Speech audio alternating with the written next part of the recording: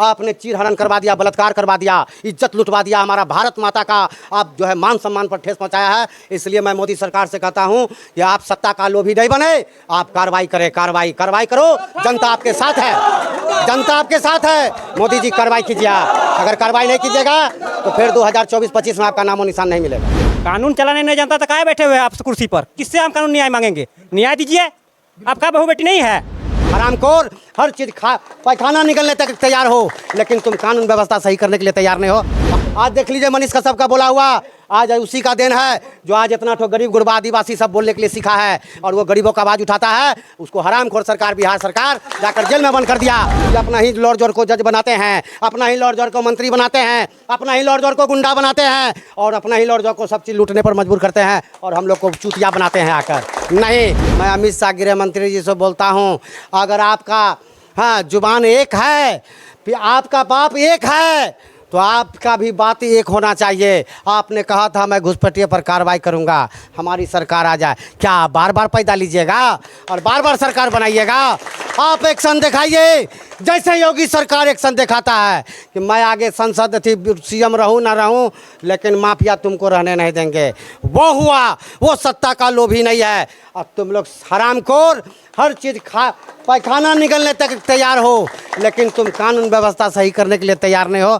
बार बार तुमको वोट चाहिए। आज कांग्रेस बोलेगा फिर लाइए सत्ता में, फिर आपको ही करेंगे। 70 साल से क्या किए?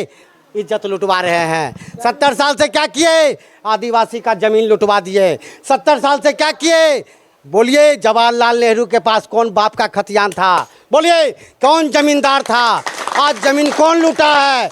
ये केंद्र सरकार में बैठकर कांग्रेस का देन है घुसपैठियों का, ये मोदी का देन नहीं है। मोदी तो अभी आया है, वो तो कार्रवाई करना चाहता है, लेकिन हमारे भारत देश में इतने घुसपैठियों का दबदबा बना दिया है ये हरामखोर कांग्रेस नेता साहब कि आपका जो है इज्जत पर भी हम लोगों का बन गया है और कोई सुनने वाला नहीं है।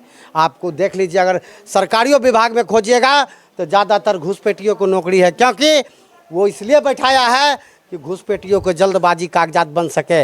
एक देखिए, आपका आकर घुस गया देश में और उसको तुरंत जो है बेल मिल गया, ये हो गया। गलत करने वाला जिस पर आतंकवादी का आशंका बनता है और आप उसको जो है रहने दे रहे हैं भारत में। और मनीष कश्यप, एगो आप सत्य बात बोला, आज देख लीजिए मनीष कश्यप का बोला हुआ, आज उसी का देन है जो आज इतना तो गरीब गुरबा आदिवासी सब बोलने के लिए सीखा है और वो गरीबों का आवाज़ उठाता है। उसको हरामखोर सरकार, बिहार सरकार जाकर जेल में बंद कर दिया। तो आज आपका समाज में बहु बेटी का इज्जत बचेगा। आज का डेट में मनीष कश्यप का जरूरी है और कानून व्यवस्था सही करने की ज़रूरत है। मैं कहता हूं, भारतवासियों जगिए, इस हरामखोर सबका चुत्तर फुलाइए। कानून व्यवस्था इसके अपने हाथ में लेकर ये अपना ही लॉर्ड जॉर्ज को जज बनाते हैं, अपना ही लॉर्ड जॉर्ज को मंत्री बनाते हैं, अपना ही लॉर्ड जॉर्ज को गुंडा बनाते हैं और अपना ही लॉर्ड जॉर्ज को सब चीज़ लूटने पर मजबूर करते हैं और हम लोग को चूतिया बनाते हैं आकर। नहीं, अगर चोर है तो चोर का बाप सरकार है, अगर हमारे यहाँ लुटेरा है तो लुटेरा का बाप सरकार है, क्योंकि तुमको उसी कारण बैठाया गया था कि हमको सुख चाहिए, शांति चाहिए और हमको अच्छा से चाहिए, आधी रोटी खाकर मैं इज्जत से रहूं। लेकिन हरामखोर सारा सुविधा लेते हो तुम। हाँ, तुमको ये चाहिए, ये कमांडो चाहिए, तुमको वो कमांडो चाहिए, ये कमांडो चाहिए। आखिर तुम जनता को क्यों नहीं देते हो सुरक्षा? आज खुलेआम तुम्हारा प्रशासन दे दिया। मणिपुर में एक लड़की का आहुति दे दिया, उसका नंगा नाच करके जो है उसके साथ जो नोचा गया, ये कितनी बड़ी दुर्भाग्य बात है।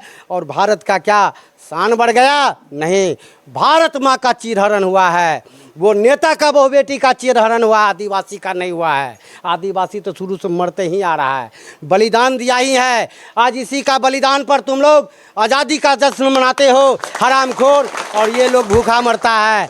तुम सच बोलो, सतयुग आएगा, अब ये सब चलने नहीं देंगे। आदिवासी जगो, मैं बोलता हूँ अशोक ठाकुर, मैं रहूँ या न रहूँ, लेकिन तुम जग कर अपना तुम संवैधानिक अधिकार का पालन करो और करने पर मजबूर करो। यही, हाँ, मेरा यही है। बिल्कुल, ये अशोक ठाकुर की दहाड़ थी और आदिवासी लोगों के साथ हमेशा से खड़े रहने वाला व्यक्ति आज भी लड़ाई लड़ने को तैयार है। क्या कहेंगे सर इस मामले? क्या कहेंगे, चोर सरकार बैठा हुआ है, लूट रहा है और दंगा करवा रहा है, ये करवा रहा है। मणिपुर में महिला के साथ जो हुआ उस पर क्या कहेंगे? उस पे क्या बोलेंगे, वो तो करवा ही रहा है सरकार। वो तो आए दबंगी करने के लिए। अपना तो कुछ कानून चलाने नहीं जानता तो काहे बैठे हुए हैं आप कुर्सी पर? किससे हम कानून न्याय मांगेंगे? न्याय दीजिए। आपका बहू बेटी नहीं है? आज अगर सही से जांच हो तो आज इस तरह का काम चीरहरण काम करने वाला वो घूसपेटिया ही निकलेगा आपको, क्योंकि भारतीय मूल निवासी आदिवासी ये कुकर्म कभी नहीं किया, क्योंकि मेरा भारतीय सभ्यता जो है हम लोग पालन करके चलने वाला है। आप बाहर से आकर घुसपैठ करवाकर मेरे समाज का, मेरे भारतीय संस्कृति का आपने चीरहरण करवा दिया, बलात्कार करवा दिया, इज्जत लुटवा दिया, हमारा भारत माता का आप जो है मान सम्मान पर ठेस पहुंचाया है। इसलिए मैं मोदी सरकार से कहता हूं कि आप सत्ता का लोभी नहीं बने, आप कार्रवाई करें, कार्रवाई करो। जनता आपके साथ है, जनता आपके साथ है। मोदी जी कार्रवाई कीजिए। अगर कार्रवाई नहीं कीजिएगा तो फिर 2024-25 में आपका नामो निशान नहीं मिलेगा। चलिए, ये थे आदिवासी तबके के सबसे बड़ा चेहरा, सीमांचल क्षेत्र का सबसे बड़ा आदिवासी तबके का नेता, जिनका नाम अशोक ठाकुर है।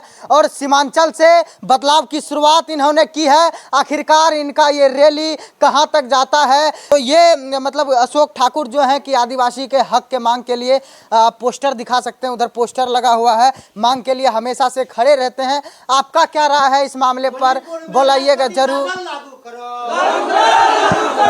मणिपुर में राष्ट्रपति शासन लागू करो, मणिपुर में राष्ट्रपति शासन लागू करो।